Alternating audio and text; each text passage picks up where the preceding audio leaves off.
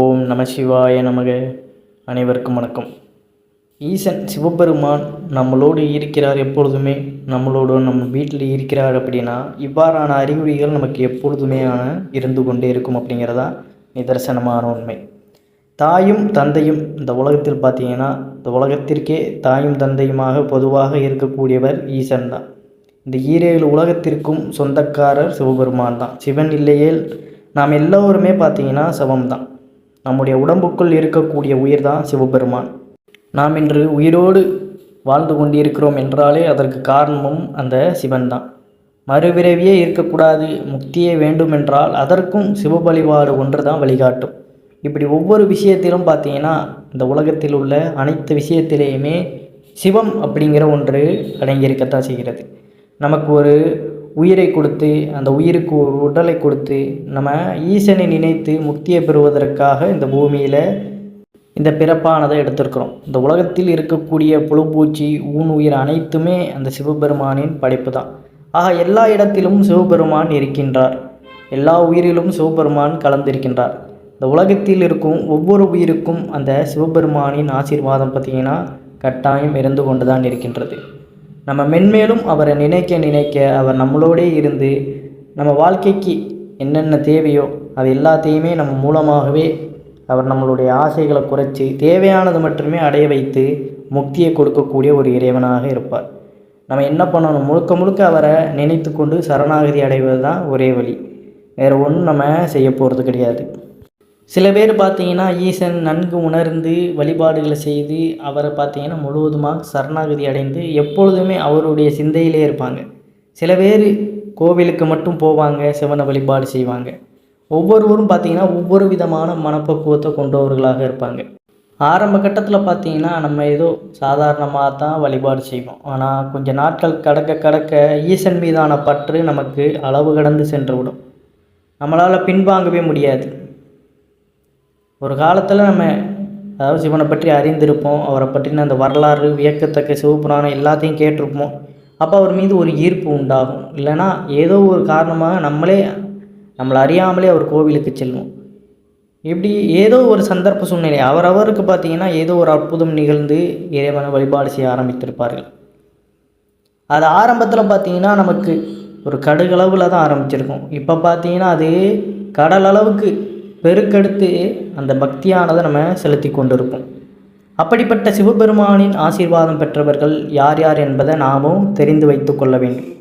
தெரிந்து வைத்து கொண்டால் அந்த பட்டியலில் நம்மையும் சேர்த்து கொள்ள முடியும். அதற்காகத்தான் இந்த பதிவை நம்ம தெரிந்து கொள்ளப் போகிறோம்.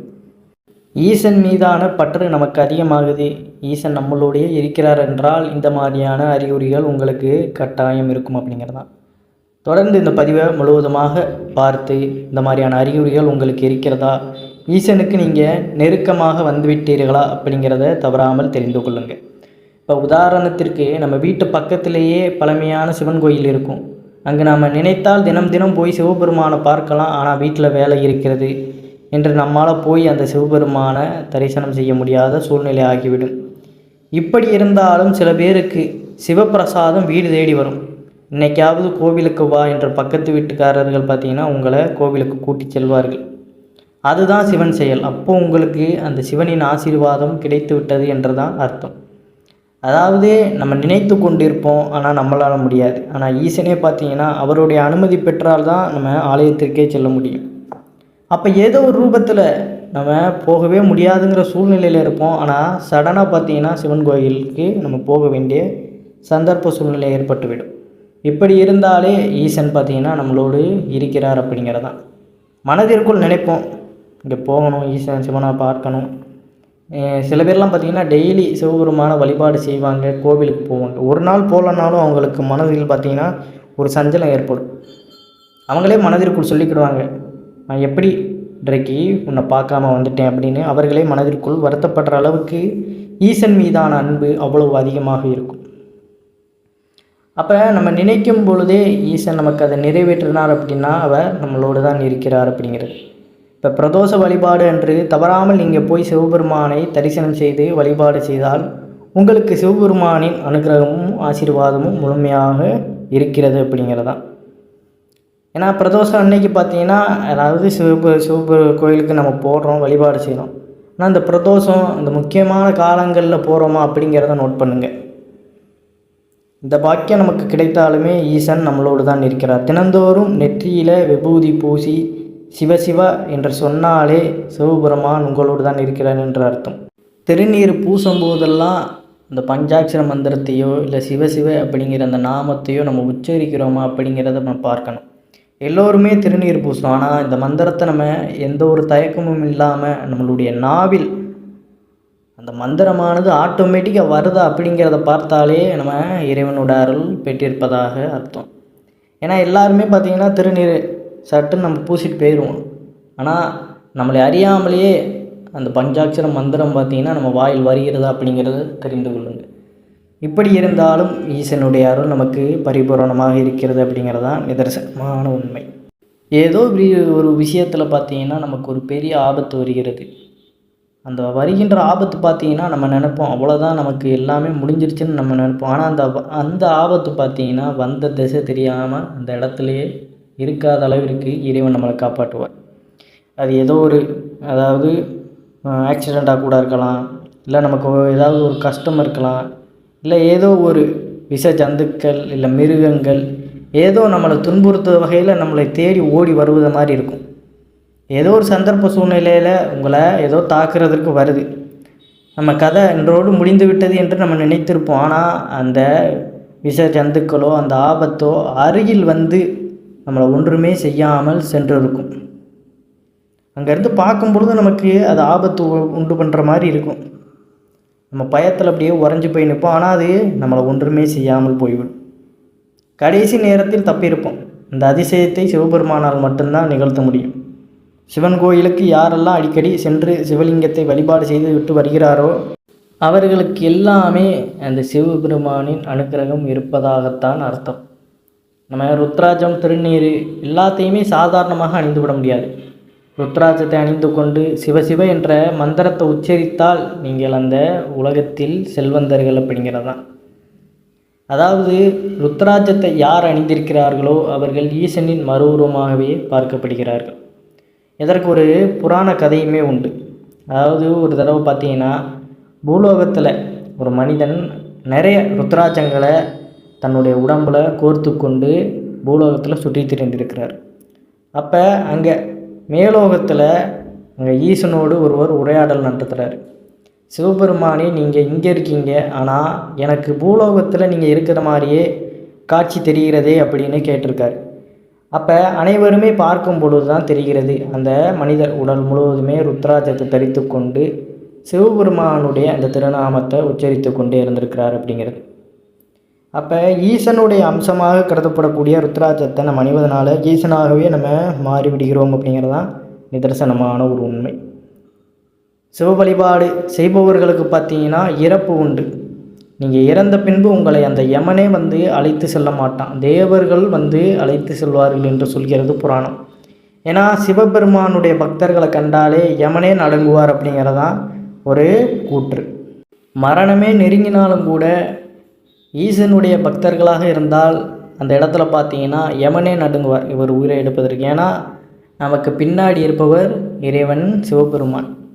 அதனால் அந்த இடத்துல நம்ம புராண கதையில் ஒரு கதையில் கேட்டிருந்தாலே தெரியும், மார்க்கண்டேயன் கதை. அதாவது அவருடைய ஆயுட்காலம் பார்த்திங்கன்னா இளம் வயதிலே முடிய வரும். அப்போ யமதர்மர் அவருடைய ஆயுளை பிடித்து அவருடைய உயிரை இழுத்து போகிறதுக்கு வருவார். அப்போ பக்கத்தில் இருந்த அந்த சிவலிங்கத்தை பார்த்திங்கன்னா மார்க்கண்டேயன் பிடிச்சி இறுக்கமாக கட்டி பிடிச்சிக்கிடுவார்.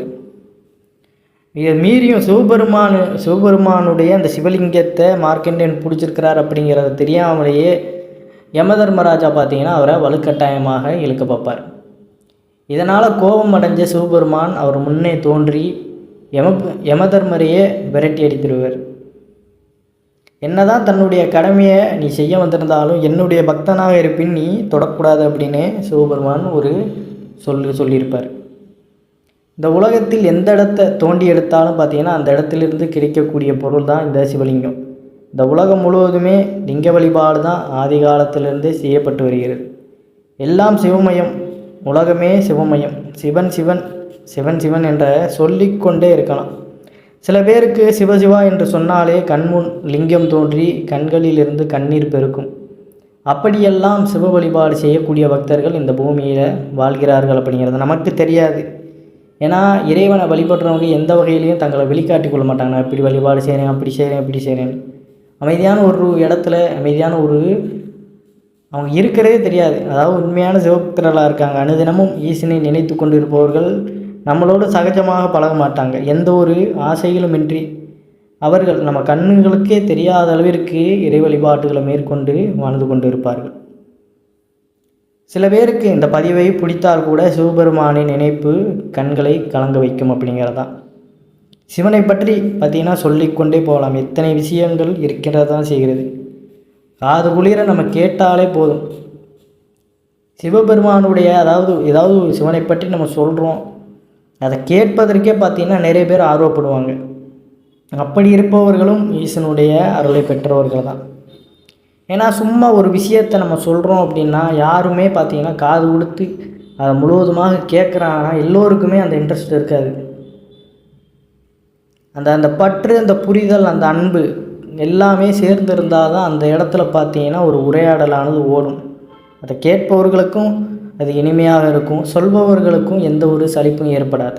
அப்படிப்பட்ட ஒரு உரையாடல் தான் சிவபெருமானை பற்றின உரையாடல். சிவனை பற்றி நம்ம என்ன வேண்டுமானாலும் சொல்லிக்கொண்டே போகலாம், கேட்டுக்கொண்டே இருக்கலாம். அந்த அளவிற்கு நமக்குள்ளுடைய அந்த உணர்வானது இறைவனை புரிந்து வைத்திருப்பது. உங்களுக்கு புரிவதை விட சிவ வழிபாடு செய்து பாருங்கள். சில பேருக்கு பார்த்தீங்கன்னா இது இன்று புரியாமல் இருக்கலாம். ஆனால் சிவனை நினைத்து கொஞ்சம் கொஞ்சமாக நீங்கள் அவரை பற்றி செல்லும் பொழுது உங்களுக்கும் அது புரிய வரும். உணரும் போது தான் சிவபக்தி என்ன என்பது தெரியும். அந்த சிவபெருமானின் அனுகிரகமும் ஆசீர்வாதமும் அனைவருக்கும் கிடைக்க எம்பெருமானை வேண்டிக் கொள்ளுங்கள். அனைதினமும் ஈசனை நினைங்க. எந்த ஒரு சூழ்நிலை வந்தாலும் அதாவது மாய ஆசைகளுக்காக இறைவனை மட்டும் வெறுத்து ஒதுக்கிறாதீங்க.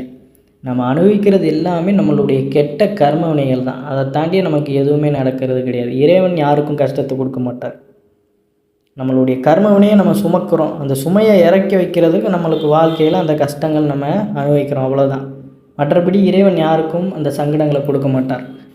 அப்போ அந்த கர்ம வினைகள்லாம் நம்மளை தாக்காமல் இருக்கணும்னா இப்போ வாழ்கின்ற வாழ்க்கை, இந்த ப்ரெசன்ட் வாழ்க்கையில் நமக்கு ஃப்யூச்சர் எப்படி இருக்குமோ அது தெரியாது. பாஸ்ட்டு நமக்கு போயிடுச்சு. ஆனால் நம்ம கைக்குள்ளே ஒரு வாழ்க்கை இருக்குன்னா அது இந்த ப்ரெசன்ட் தான், இப்போ நடக்கின்ற சூழ்நிலை. அதனால் இதை எப்பொழுதுமே நல்ல முறையில் தக்க வச்சுக்கிட்டு நல்ல வகையில் வாழும் பொழுது தான் நமக்கு எதிர்காலமும் சிறப்பாக அமையும். அடுத்த ஒரு பிறவிகள் அப்படின்னு இருந்தாலும் அது டக்குன்னு குறைவதற்கும் வழிவகை செய்யும். அதனால் கெட்ட கர்ம வினைகளை சேர்க்காமல் நல்ல கர்ம வினைகளை சேர்த்து வாழ்க்கையில் சிவபெருமானுடைய அருளை பெற்று நலமோடு வாழ வேண்டும். சிவசிவ என்று சொல்லி இந்த பதிவினை நிறைவு செய்து கொள்வோம். அனைவரும் என்றும் இறையருள் பெற்று நலமுடன் வாழ வேண்டும். நன்றி, வணக்கம். ஓம் நம சிவாய நமக.